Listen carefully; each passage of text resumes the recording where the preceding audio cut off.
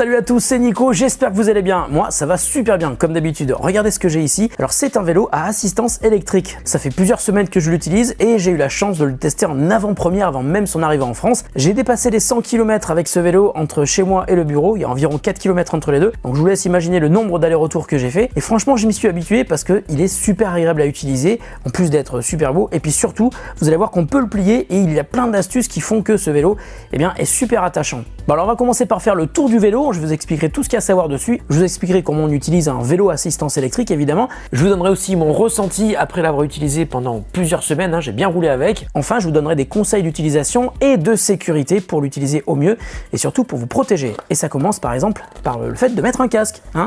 Je sais, je suis beau gosse. C'est pas donné à tout le monde.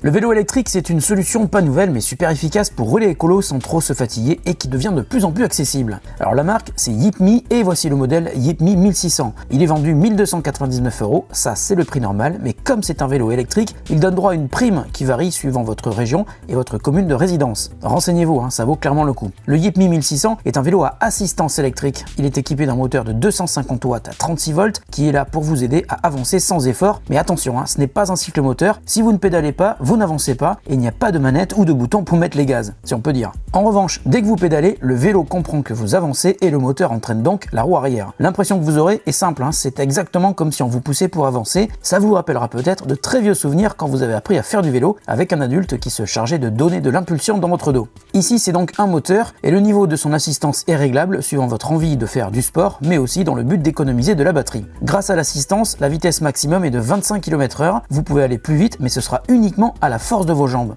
Sur le guidon, l'écran vous indique d'ailleurs la vitesse que vous avez activée. En vitesse 0, l'effort est 100% musculaire, donc comme un vélo classique. De la vitesse 1 à la vitesse 3, avancer sera de plus en plus facile. Mais attention, plus l'assistance est importante, plus vite la batterie va se vider.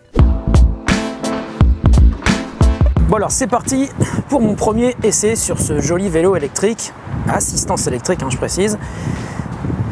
Bon, alors, je connais le principe, mais je vais quand même vous expliquer ce qu'on ressent comme sensation, c'est intéressant.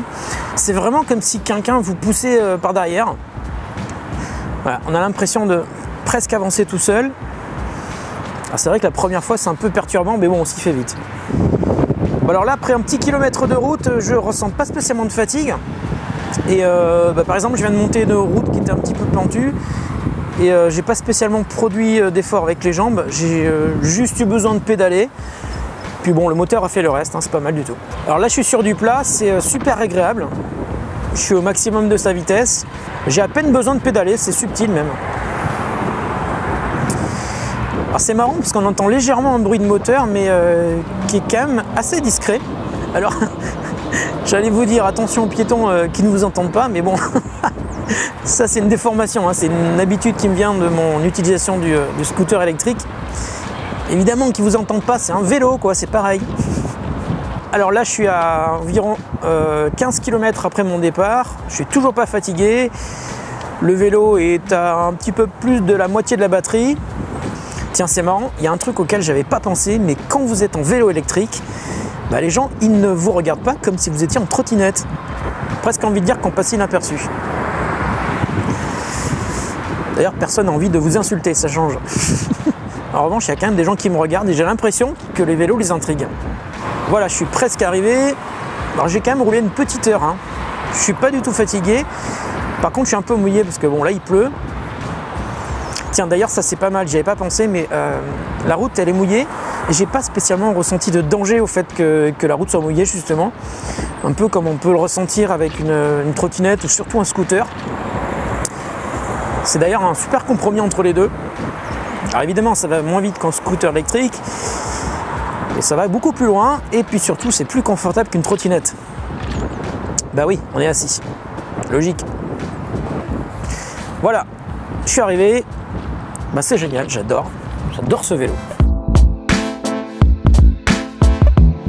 L'autonomie du YipMe 1600 est d'environ 50 km.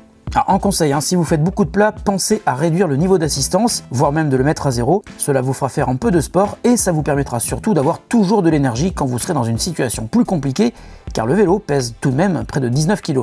Et dans ce cas-là, attention, parce que même si on peut pédaler sans assistance, ce sera un petit peu compliqué dans les routes en côte. Mais l'autre bonne nouvelle, c'est que la batterie est amovible. Pour la sortir du vélo, il faut tout d'abord le plier, puis déverrouiller le tiroir de la batterie avec une clé qui est fournie. Ensuite, il suffit de sortir la batterie et de la charger chez vous. Avec un poids total de 18,8 kg pour le vélo avec sa batterie, c'est un atout évident. Alors un conseil, évitez de perdre la clé quand même. Malgré tout, vous n'êtes pas obligé d'enlever la batterie pour charger votre YipMe 1600. Il suffit tout simplement de brancher le chargeur sur la prise de charge qui est sur le côté du vélo. Vous pouvez donc laisser le vélo au garage et prendre la batterie avec vous. D'ailleurs, quand vous laissez votre vélo déplié, vous pouvez utiliser la béquille latérale qui est assez imposante et qui semble très solide. Alors comme je vous l'ai dit, le YipMe 1600 peut aussi donc se plier et il ne prend alors que très peu de place. Pour le plier, il faut tout d'abord actionner la petite gâchette rouge, puis tirer sur la grosse gâchette noire derrière, juste au milieu du vélo. Vous pouvez alors faire rejoindre les roues avant et arrière, qui seront maintenues par un aimant. Ensuite, il faut tirer sur la gâchette située en bas de la potence et la faire basculer sur le côté droit du vélo. Et vous pourrez gagner encore plus de place en repliant les pédales. Une fois que le vélo est plié, une petite roue vous permet de le faire avancer sans avoir besoin de le porter. C'est malin. Pour le déplier, on fait les manips dans l'autre sens et vous êtes prêt à partir. Alors quand on roule, le confort est vraiment au rendez-vous. Les roues de 16 pouces, la selle et les poignées sont de grande qualité, les deux freins à disque mécaniques sont très réactifs et la suspension arrière permet de moins ressentir les aspérités de la route.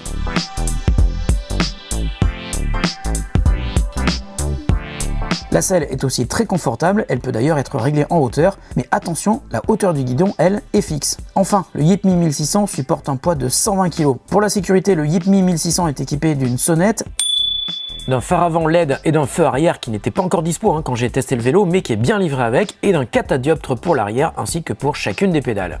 Un petit regret, le YipMe 1600 possède un pignon fixe, et c'est dommage car sur du plat, on aurait sans doute envie de donner moins de tours de roue pour aller plus vite.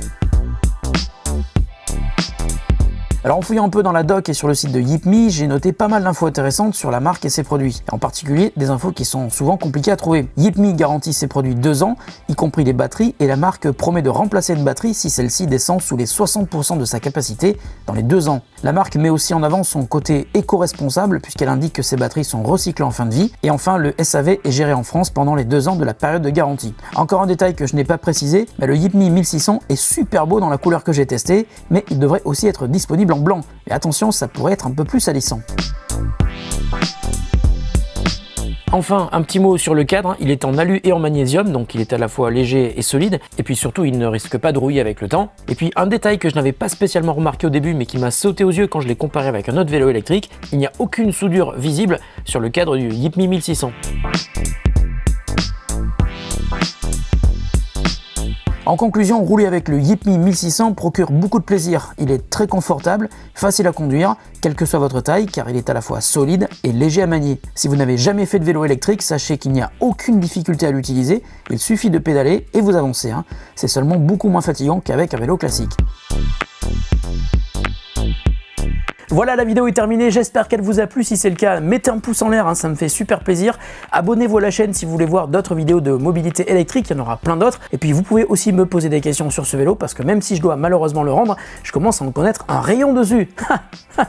Humour. Allez, on se retrouve très bientôt pour une autre vidéo qui n'aura sans doute rien à voir avec celle-ci. Salut à tous et à très bientôt sur The Grand Est.